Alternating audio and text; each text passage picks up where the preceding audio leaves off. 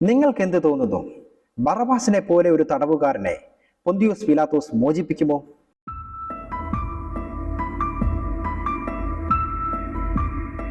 ഈ ചോദ്യം ഇന്ന് അനേകർ ഉന്നയിക്കുന്നുണ്ട്. ഈ വീഡിയോയിൽ ഞാൻ ഈ ചോദ്യത്തിന് ഉത്തരം നൽകുവാൻ ശ്രമിക്കുകയാണ്.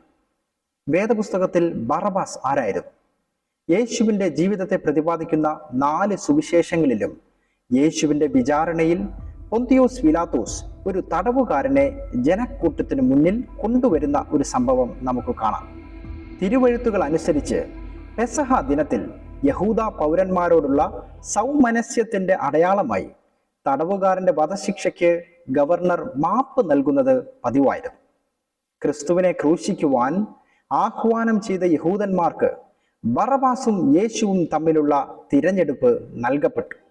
ദൈവത്തിന്റെ കീഴിൽ ഒരു കാരണവുമില്ലാതെ ഒന്നും സംഭവിക്കുന്നില്ല. ബറബാസിന്റെ പേരിനു പോലും പ്രതീകാത്മക പ്രാധാന്യമുണ്ട്. ബറബാസ് എന്ന പേര് അരാമ്യ വാക്കാണ്. വ്യാഖ്യാനത്തെ ആശ്രയിച്ച് ഇത് 2 വ്യത്യസ്ത രീതികളിൽ വിവർത്തനം ചെയ്യാവുന്നതാണ്.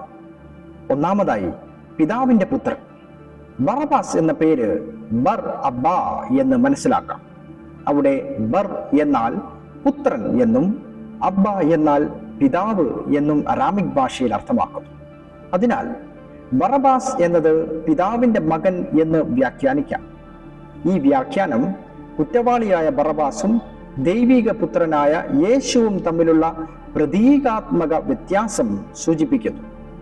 രണ്ടാമതായി, റബ്ബിയുടെ മകൻ. ബറബാസ് എന്നത് റബ്ബിയുടെ മകൻ അല്ലെങ്കിൽ അധ്യാപകന്റെ മകൻ എന്നും വിവർത്തനം ചെയ്യാമെന്ന് ചില പണ്ഡിതന്മാർ അഭിപ്രായപ്പെടുന്നു. ഈ വ്യാഖ്യാനത്തിൽ ബറബാസ് ഒരു രക്ഷാധികാരിയായി മനസ്സിലാക്കപ്പെടും. ബറബാസ് അബ്ബ അല്ലെങ്കിൽ റബ്ബി എന്ന് പേരുള്ള ഒരു മനുഷ്യന്റെ മകനാണെന്ന് സൂചിപ്പിക്കുന്നു. എന്നിരുന്നാലും ഈ വ്യാഖ്യാനത്തിന് പിതാവിന്റെ മകൻ എന്ന വ്യാഖ്യാനത്തെക്കാൾ വളരെ കുറവ് അംഗീകാരമേ ലഭിച്ചിട്ടുള്ളൂ. ക്രിസ്ത്യൻ പാരമ്പര്യത്തിലും ബൈബിൾ പാണ്ഡിത്യത്തിലും ബറബാസ് എന്നാൽ പിതാവിന്റെ പുത്രൻ എന്നാണ് അർത്ഥമാക്കുന്നത്. യേശുവിന്റെ വിചാരണയുടെയും കുരിശു മരണത്തിന്റെയും വിവരണത്തിൽ ബറബാസും യേശുവും തമ്മിലുള്ള വൈരുദ്ധ്യം ഉയർത്തിക്കാട്ടുന്നു. എന്നിരുന്നാലും ഇസ്രായേലിന്റെ മതനേതൃത്വവും അധിനിവേശ റോമാക്കാരും തമ്മിൽ യഥാർത്ഥ പിരിമുറുക്കമുണ്ടായിരുന്നു എന്നത് അവഗണിക്കുവാൻ കഴിയില്ല. ബറബാസ് ഒരു കലാപകാരിയായിരുന്നു. കൊലപാതക കുറ്റത്തിന് തടവിലാക്കപ്പെട്ട ഒരു കുപ്രസിദ്ധ കുറ്റവാളിയായിരുന്നു ബറബാസ് എന്ന് തിരുവെഴുത്ത് നമ്മോട് പറയുന്നു.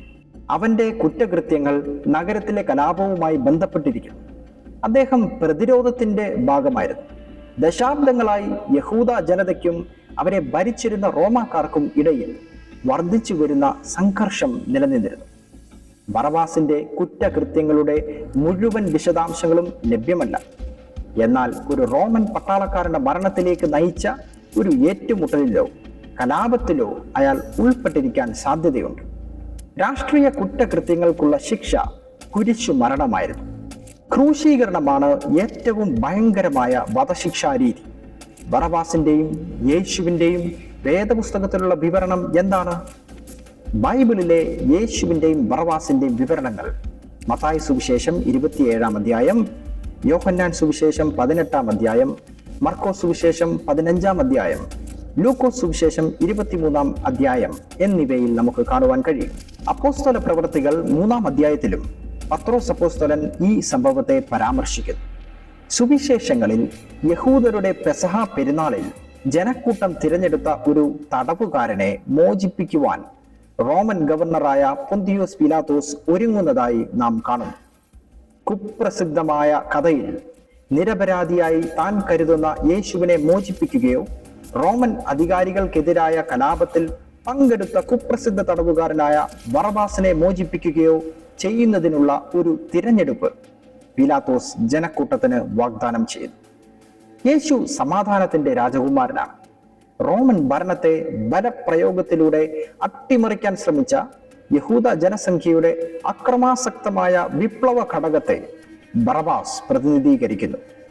വാസ്തവത്തിൽ ഇസ്രായേൽ മിശിഹായ്ക്ക് വേണ്ടി അന്വേഷിക്കുന്ന ഗുണങ്ങളിൽ കൂടുതലായി ബറബാസ് പ്രതിനിധാനം ചെയ്തു. 1-ാം നൂറ്റാണ്ടിലെ യഹൂദന്മാർക്ക് ദാവീദ് രാജാവിനെ പോലെ ഒരു സൈനിക നേതാവിനെ ആഗ്രഹിച്ചു.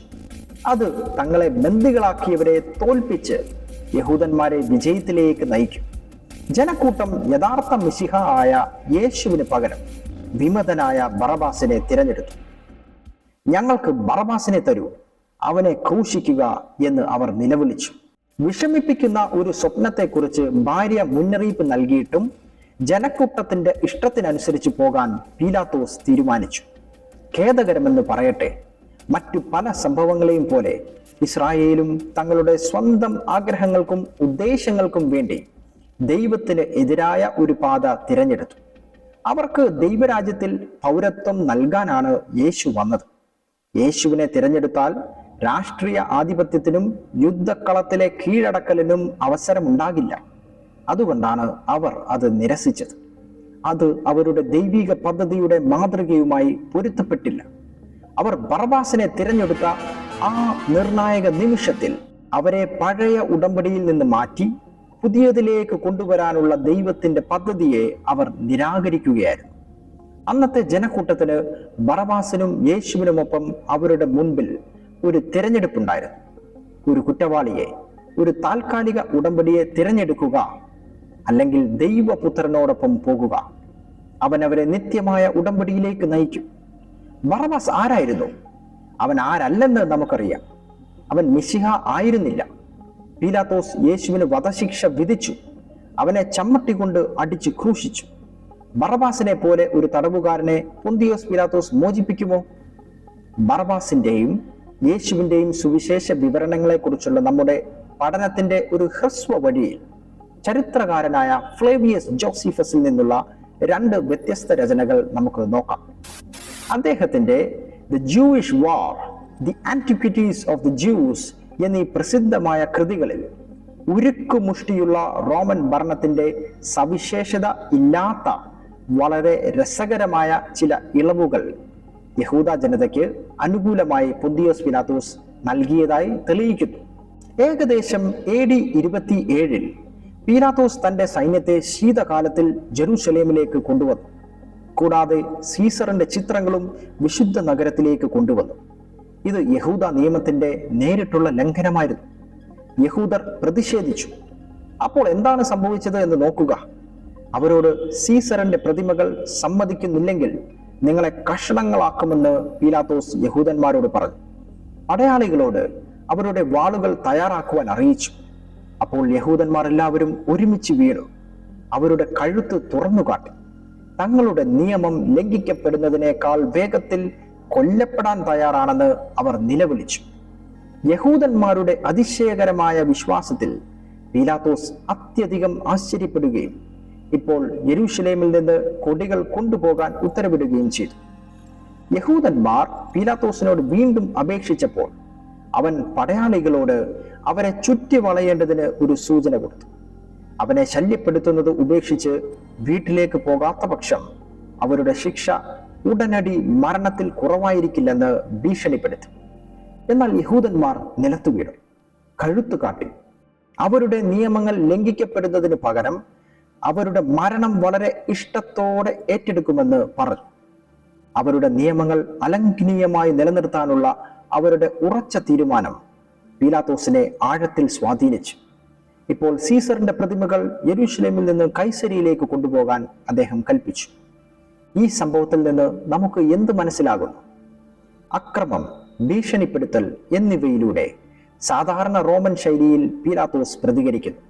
യഹൂദന്മാർ ദൈവത്തിന്റെ നിയമം പാലിക്കുന്നതിൽ വളരെ ആവേശഭരിതരായിരുന്നു. പീലാത്തോസ് യഥാർത്ഥത്തിൽ യഹൂദന്മാരുടെ നിർബന്ധത്തിന് വഴങ്ങുകയും സീസറിന്റെ പ്രതിമകൾ നീക്കം ചെയ്യുകയും ചെയ്തു. റോമൻ പ്രോട്ടോകോൾ അനുസരിച്ച് അത് ചിന്തിക്കുവാൻ പോലും കഴിയില്ല. ചക്രവർത്തി ഒരു ദൈവമായി ആരാധിക്കപ്പെട്ടു. അവനെ നിരസിച്ചാൽ മരണം ഉറപ്പായിരുന്നു. പൊന്തിയോസ് പീലാത്തോസ് ഏതാനും വർഷങ്ങൾക്ക് മുമ്പ് ഇത്തരത്തിലുള്ള പ്രതിഷേധത്തിൽ നിന്ന് പിന്മാറിയെങ്കിൽ ഒരു തടവുകാരനെ മോചിപ്പിക്കാനുള്ള ഒരു പ്രത്യേക പാരമ്പര്യം അദ്ദേഹത്തിന് സൃഷ്ടിക്കാമായിരുന്നു എന്നത് തികച്ചും വിശ്വസനീയമാണ്. എല്ലാറ്റിലുമുപരി ഈ പ്രദേശത്തെ അസ്ഥിരത സീസറിന്റെ ശ്രദ്ധയിൽ പെടുമായിരുന്നു. പീലാത്തോസിന് ഒരു കലാപം സൃഷ്ടിക്കുവാൻ അതുകൊണ്ട് ഉദ്ദേശമില്ലായിരുന്നു. പീലാത്തോസ് തന്റെ ദൗത്യം നിറവേറ്റുന്നില്ലെന്ന് ചക്രവർത്തിക്ക് തോന്നിയാലോ? സീസർ അവനെ നീക്കം ചെയ്യുമായിരുന്നു. അല്ലെങ്കിൽ അതിലും മോശമായത് സംഭവിക്കുമായിരുന്നു. അതെ, പീലാത്തോസ് ദുഷ്ടനും ഉരുക്കുമുഷ്ടിക്കാരനും ആയിരിക്കാം. എന്നാൽ ആവേശഭരിതരും കലാപകാരികളുമായ യഹൂദ ജനതയുടെ ചെറുത്തുനിൽപ്പിന് മുന്നിൽ അദ്ദേഹം പ്രോട്ടോകോൾ ലംഘിച്ചു എന്നതിന് ചരിത്രപരമായ തെളിവുണ്ട്.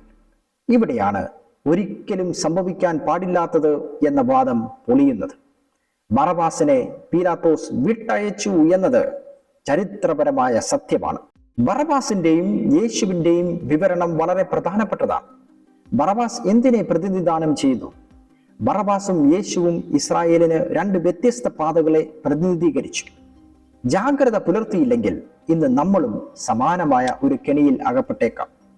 2 കൊരിന്ത്യർ 5-ാം അധ്യായത്തിൽ അപ്പോസ്തലനായ പൗലോസ് താൽക്കാലികവും ശാശ്വതവുമായത് തിരഞ്ഞെടുക്കുന്നതിനെ കുറിച്ച് വ്യക്തമാക്കുന്നുണ്ട്.